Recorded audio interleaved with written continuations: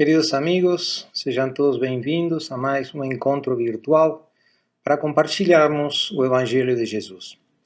Dando continuidade ao estudo do capítulo 25 do Evangelho segundo o Espiritismo, intitulado Buscai e Achareis, que nós começamos na semana passada, hoje vamos abordar os itens 6 a 11 desse mesmo capítulo.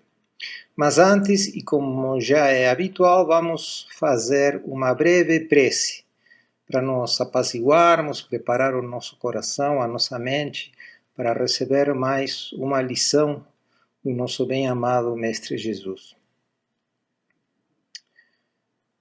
Pai, te agradecemos a oportunidade de estarmos aqui envolvidos no teu amor incondicional, para podermos assimilar mais uma lição do nosso querido Mestre Jesus, que certamente será fundamental para o nosso caminho evolutivo.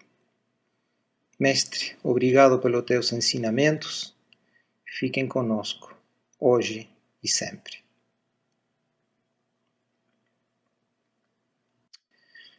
De forma muito apropriada, Kardec tomou emprestado o título deste capítulo 25 do Evangelho segundo o Espiritismo, Buscai e Achareis, das palavras de Jesus, que nós podemos ler no livro de Mateus, no capítulo 7, versículo 7, que literalmente, segundo o evangelista Mateus, diz: Pedi e dar-se-vos-á, buscai e achareis, batei e abrir-se-vos-á.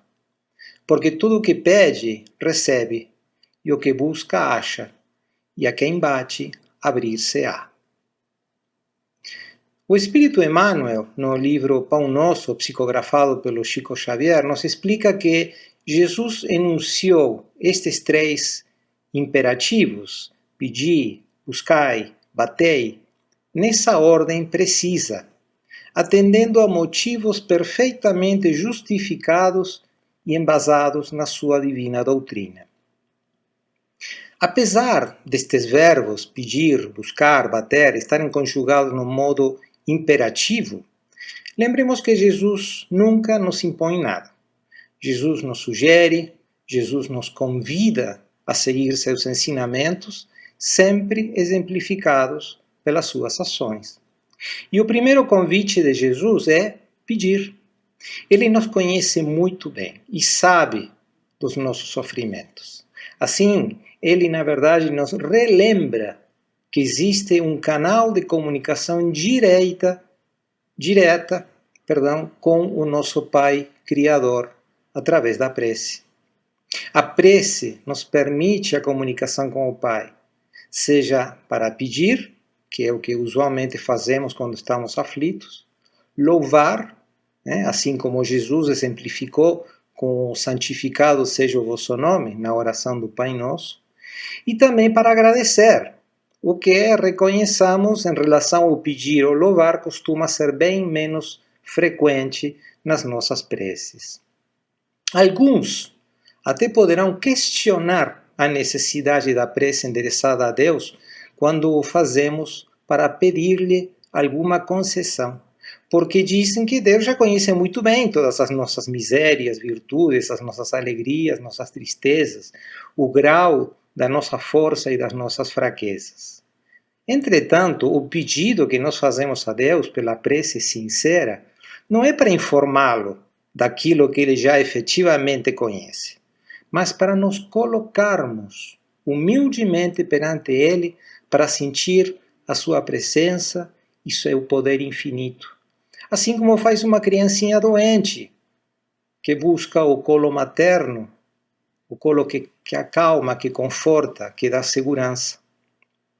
Na ação de pedir, nós estamos dizendo ao Pai: Pai, eu aceito as dificuldades porque sei que são o caminho para o meu crescimento espiritual rumo ao teu reino. E mesmo reconhecendo as minhas limitações, confio em ti. Solicito o teu colo, que me renova, que me fortalece e me permite seguir em frente. Assim, Jesus nos ensina que pedir é o primeiro passo, para depois passar a buscar e bater as portas. Depois de termos solicitado a força e a proteção do Pai, Jesus nos convoca à ação, porque não há milagres. Porque a superação dos obstáculos, que resultarão no nosso aprendizado e crescimento, requer a nossa vontade e o nosso esforço. Tenhamos sempre presente que a divina providência nos dotou de razão e inteligência para podermos agir na superação dos obstáculos com critério e bom senso. Tem uma história relacionada a este assunto que narra que um mestre caminhava com os seus discípulos por uma estrada tortuosa e eles encontraram no caminho um homem piedoso que estava ajoelhado, rogando a Deus que o auxiliasse a tirar seu carro que tinha ficado atolado na lama. Todos olharam para o homem crente, se sensibilizaram pela situação e prosseguiram a marcha. Alguns quilômetros à frente encontraram um outro homem, que também estava com o seu carro atolado num lodaçal. Entretanto, a diferença do primeiro homem, este último esbravejava e reclamava enquanto tentava com todas as suas forças tirar o carro da lama. Frente a este quadro, o mestre propôs aos discípulos ajudarem o homem a tirar o veículo do atoladeiro. Depois de terem concluído com sucesso a tarefa, o homem agradeceu ao grupo pela ajuda, subiu ao seu carro e continuou a sua viagem. Mas os discípulos ficaram surpresos pela diferença de atitude do mestre frente aos dois homens. E lhe perguntaram: Mestre, o primeiro homem rezava, era piedoso, e não o ajudamos. Porém, este último, que era rebelde e até praguejava, recebeu o nosso apoio. Por quê? Sem perturbar-se, o nobre professor respondeu: aquele que orava aguardava que Deus viesse fazer a tarefa que a ele competia. O outro, embora desesperado pela ignorância, empenhava-se, merecendo auxílio. Esta narrativa poderia ser resumida como: ajuda-te a ti mesmo, que o céu te ajudará. Em outras palavras, a confiança na ajuda divina que a fé nos dá, devemos associar-lhe a ação e a perseverança. Ou seja, devemos associar o trabalho. O trabalho é tão central no processo de evolução espiritual que os espíritos superiores o abordaram em detalhe, sendo a lei do trabalho uma das leis divinas que orientam a obra da criação e a evolução. De fato, no Evangelho de João, no capítulo 5, no versículo 17, nós lemos as palavras de Jesus: Meu Pai trabalha até agora, e eu trabalho também. O espírito Joana de Ângeles, no livro Estudos Espíritas, psicografado pelo Divaldo Pereira Franco, nos ensina que o trabalho é lei da natureza, mediante o qual o homem forja o próprio progresso, desenvolvendo as possibilidades do meio ambiente em que se situa, ampliando os recursos de preservação da vida, por meio da satisfação das suas necessidades imediatas, na comunidade social onde vive. Ou seja, Joana de Ângeles nos ensina que as consequências benéficas do trabalho alcançam não só o próprio trabalhador, mas também a sociedade onde ele se insere. No Livro dos Espíritos, nós lemos duas questões que o Kardec fez à espiritualidade superior sobre este assunto. A questão 674, Kardec pergunta: a necessidade do trabalho é uma lei da natureza? E os espíritos superiores responderam: o trabalho é uma lei da natureza e é por isso mesmo uma necessidade. A civilização obriga o homem a trabalhar mais porque aumenta as suas necessidades e os seus prazeres. E na questão 676, Kardec pergunta: por que o trabalho é imposto ao homem? E os espíritos responderam: é uma consequência da sua natureza corpórea. É uma expiação e, ao mesmo tempo, um meio de aperfeiçoar a sua inteligência. Sem o trabalho, o homem permaneceria na infância intelectual. Eis porque ele deve a sua alimentação, a sua segurança e o seu bem-estar ao seu trabalho e à sua atividade. Ao que é de físico franzino, Deus concedeu a inteligência para o compensar, mas há sempre trabalho. No capítulo 6 do Evangelho de Mateus, que é abordado nesse capítulo do Evangelho segundo o Espiritismo, nós lemos as palavras de Jesus a respeito do trabalho e da geração de riqueza, que diz textualmente: Não queirais entesourar para vós tesouros na terra, onde a ferrugem e a traça os consomem, e onde os ladrões os desenterram e roubam. Mas entesourai para vós tesouros no céu, onde não os consomem a ferrugem, nem a traça, e onde os ladrões não o desenterram nem roubam. Porque onde está o tesouro, aí está também o teu coração.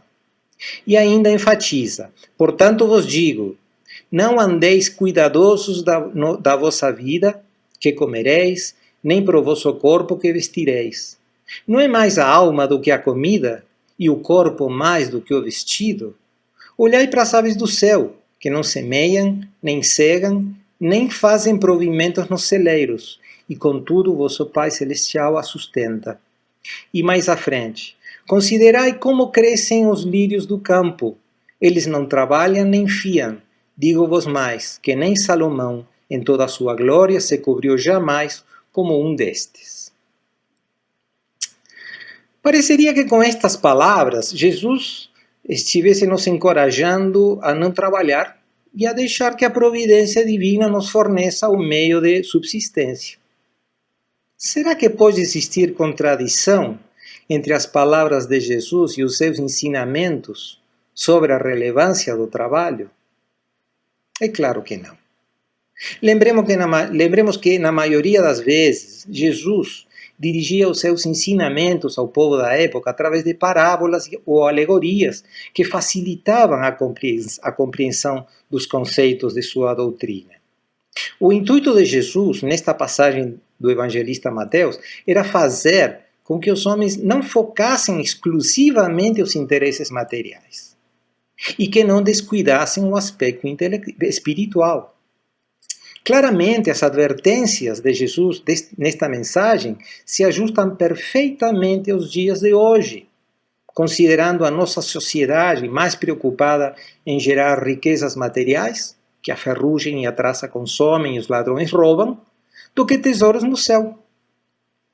Quais seriam estes tesouros nos céus, resistentes à ferrugem, às traças e aos ladrões, aos quais Jesus faz referência? Estes tesouros são os conhecimentos intelectuais que nós adquirimos, os aprendizados morais que incorporamos ao cabedal das nossas experiências, as virtudes que assimilamos, os defeitos que corrigimos. Estes tesouros nós os carregamos o tempo todo e para todo lugar, inclusive depois da morte do nosso corpo físico, porque esses tesouros são da alma.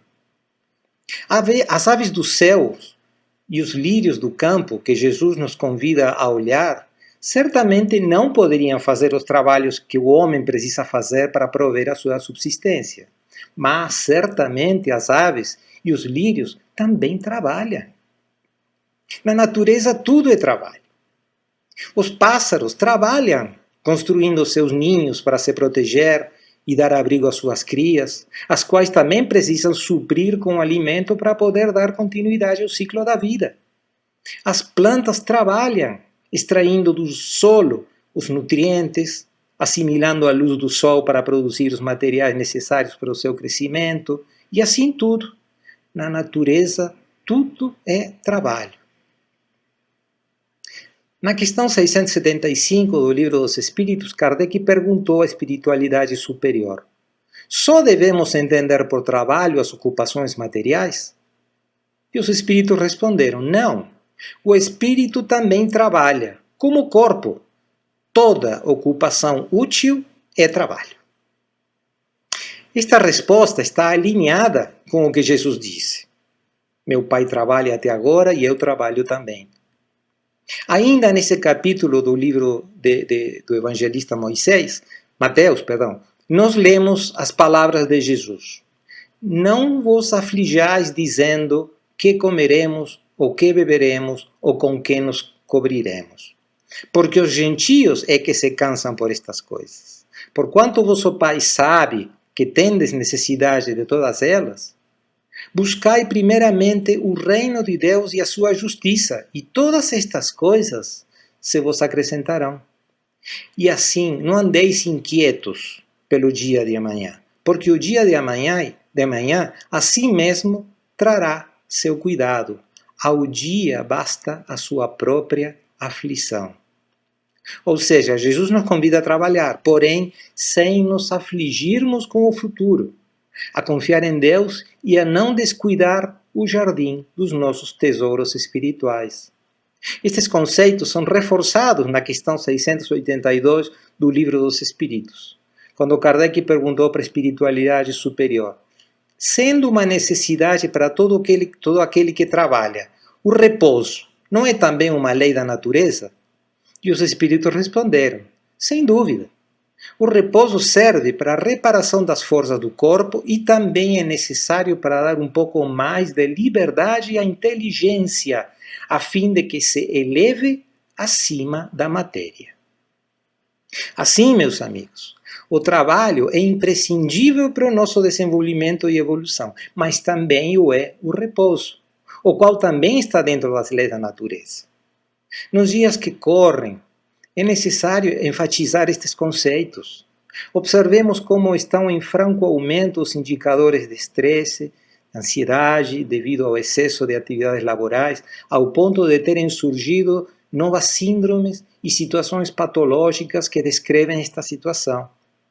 Por exemplo, a síndrome do burnout, também conhecida como síndrome do esgotamento profissional.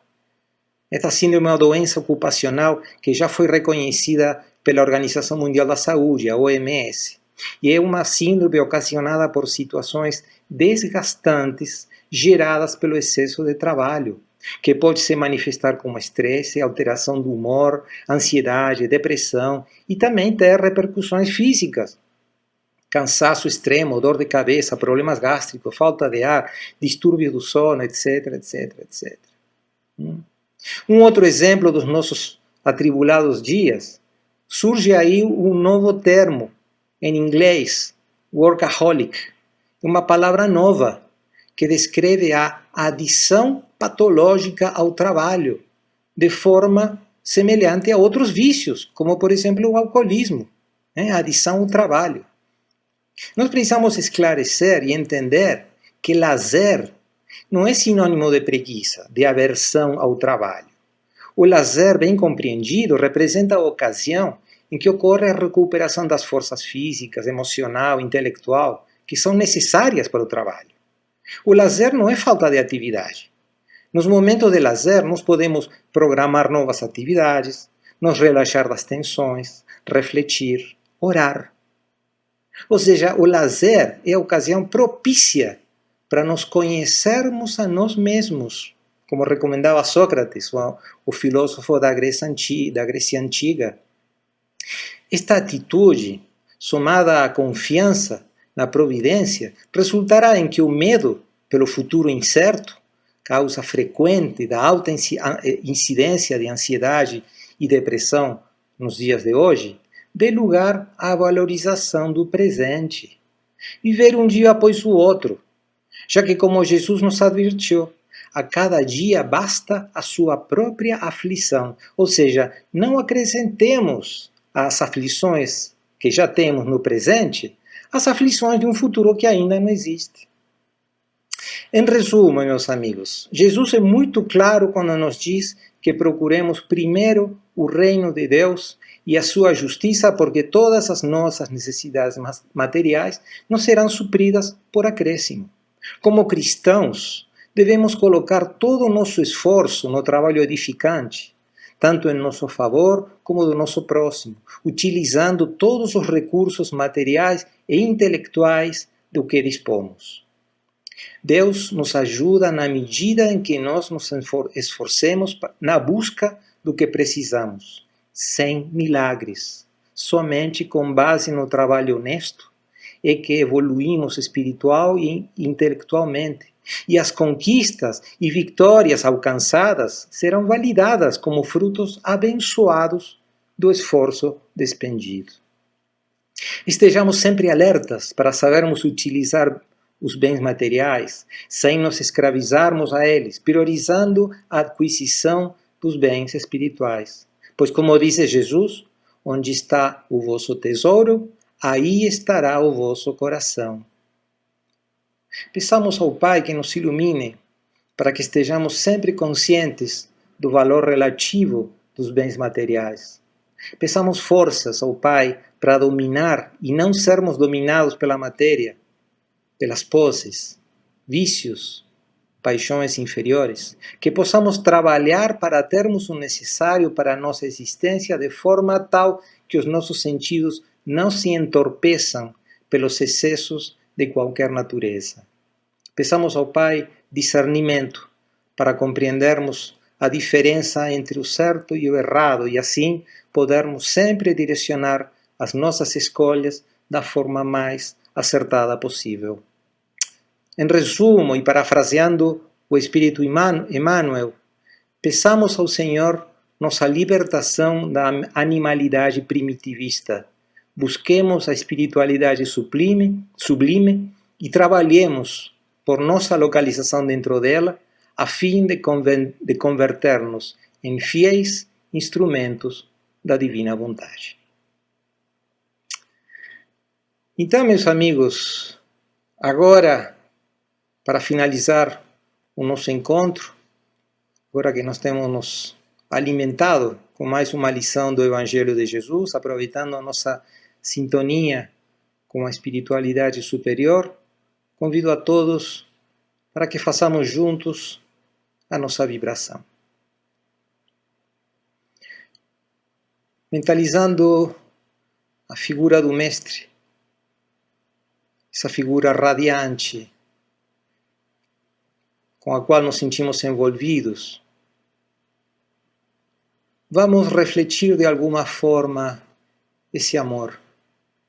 Vamos emitir os melhores fluidos, primeiramente em favor dos nossos familiares, em favor daqueles com os quais compartilhamos o nosso caminho, o teto, as experiências diárias.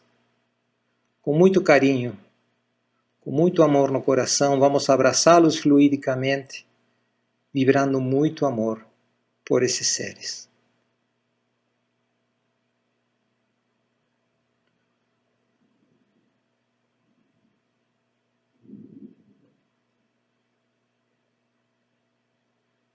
Vamos agora lembrar daquele irmão, daqueles irmãos que estão passando por dificuldades, que estão sofrendo, que estão com aflições que muitas vezes superam a própria confiança no divino. Vamos também vibrar por eles com muito amor, para que eles recuperem a confiança em Deus, para que eles possam continuar o seu caminho, para que as dores sejam aminoradas, para que aflições sejam atenuadas.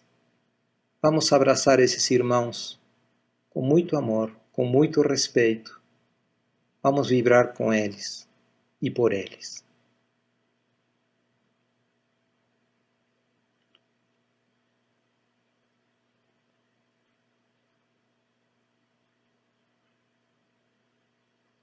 E agora nós vamos ampliar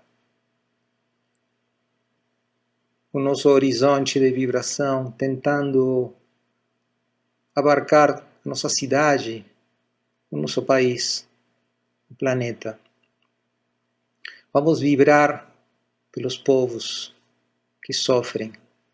Vamos vibrar pelos dirigentes, para que sejam iluminados e possam conduzir os seus povos de forma inteligente, de forma caridosa. Vibremos pelo nosso planeta com muito amor.